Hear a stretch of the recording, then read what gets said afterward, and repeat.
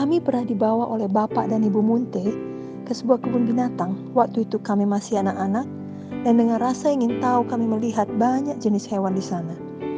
Tapi satu hal yang mirip di antara mereka, walau jenisnya berbeda-beda, kebanyakan hewan tersebut berada dalam kurungan atau kandang besi.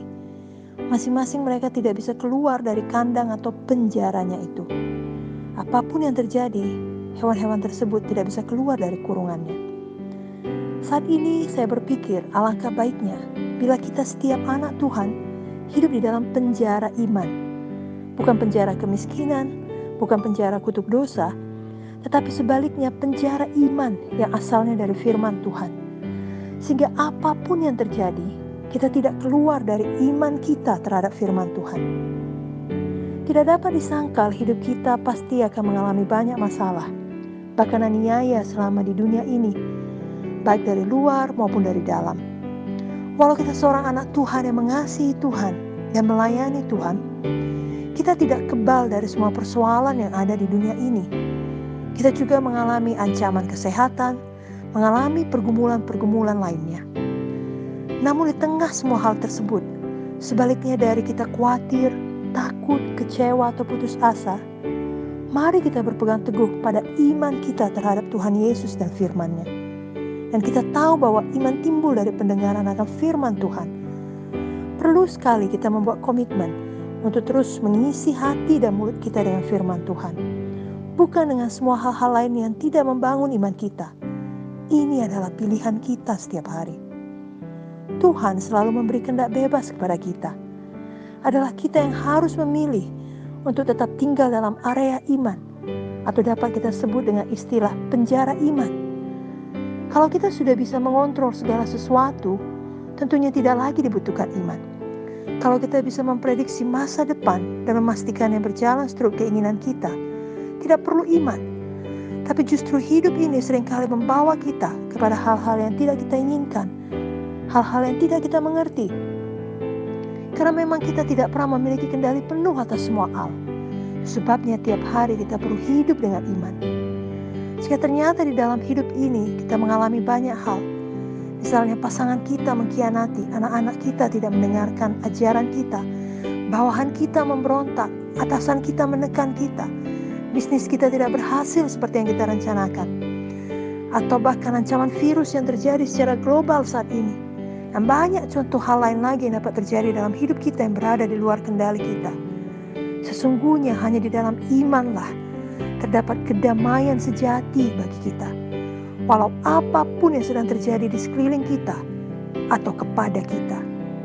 Karena hati kita tahu bahwa Tuhan Yesus tetap memegang kendali atas seluruh hidup kita. Tuhan Yesus duduk di atas tahta, Dia berkuasa dan Dia mengasihi kita, tidak pernah meninggalkan kita. Marilah saat ini kita memilih untuk tetap tinggal di dalam penjara iman. Iman kita kepada Tuhan Yesus datang dari pendengaran kita akan firman-Nya. Yang kita percayai, yang kita ucapkan, dan kita praktekkan. Melalui firman Tuhan, kita tahu dan kita percaya Tuhan Yesus pelindung kita. Tuhan Yesus penyembuh kita. Tuhan Yesus penghibur kita. Tuhan Yesus yang membuka jalan bagi kita saat tidak ada jalan. Tuhan Yesus yang berperang bagi kita. Adalah tangan kanan Tuhan Yesus yang memegang kita dan menyelamatkan kita. Tuhan Yesus yang menguatkan kita. Mari jangan pernah keluar dari penjara iman. Walau ada banyak kabar negatif dari situasi buruk yang terjadi di sekeliling kita, biar saat ini kita memutuskan untuk tetap berada di dalam area iman. Tetap mempercayai firman. Tetap mengakui firman dengan mulut kita. Dengan berani kita berkata, Tuhan Yesus yang kulayani lebih besar dari semua yang terjadi di sekelilingku. Tuhan Yesus melindungiku. Tuhan Yesus menguatkanku. Tuhan Yesus menyembuhkanku. Tuhan Yesus memulihkanku. Tuhan Yesus tidak pernah meninggalkanku. Tuhan Yesus membawaku pada kemenangan. Kita baca, kita renungkan, dan kita hidupi ayat firman Tuhan yang sesuai dengan keadaan yang kita hadapi sekarang. Kita ingat dan kita hafalkan sampai menjadi rema bagi kita. Misalnya kita ingat firman di dalam 2 Timotius 1 ayat 7 yang berkata, sebab Allah memberikan kepada kita bukan roh ketakutan, melainkan roh yang membangkitkan kekuatan, kasih, dan ketertiban. Atau Yesaya 54 ayat 17 yang berkata, setiap senjata yang ditempa terhadap engkau tidak akan berhasil.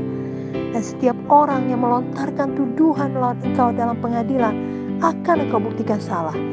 Inilah yang menjadi bagian hamba-hamba Tuhan dan kebenaran yang mereka terima daripadaku. Demikianlah firman Tuhan.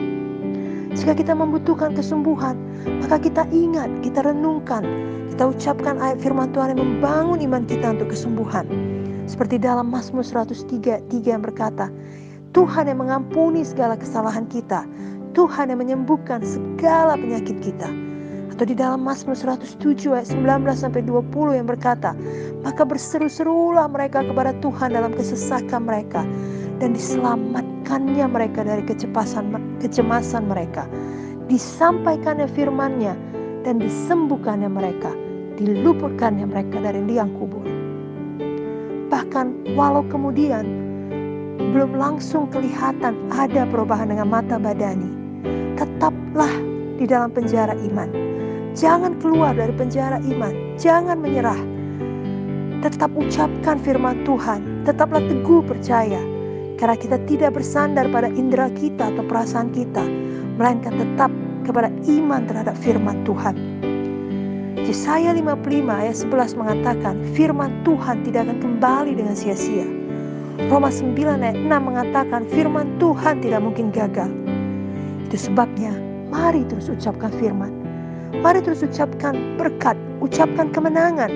Karena Tuhan kita yang berjanji adalah Tuhan yang setia, adalah Tuhan yang menggenapi janjinya. Dan rancangannya bagi kita adalah rancangan damai sejahtera. Mari kita tetap hidup dalam penjara iman, dalam area iman, dalam ucapan iman, dalam tindakan iman yang menghasilkan kuasa Tuhan. Maka dunia di sekeliling kita juga akan ikut diberkati, melihat hidup kita yang berbeda dengan mereka. Biar justru di saat seperti sekarang ini, terang Tuhan memancar dari kita sebagai anak-anak Tuhan. Amin.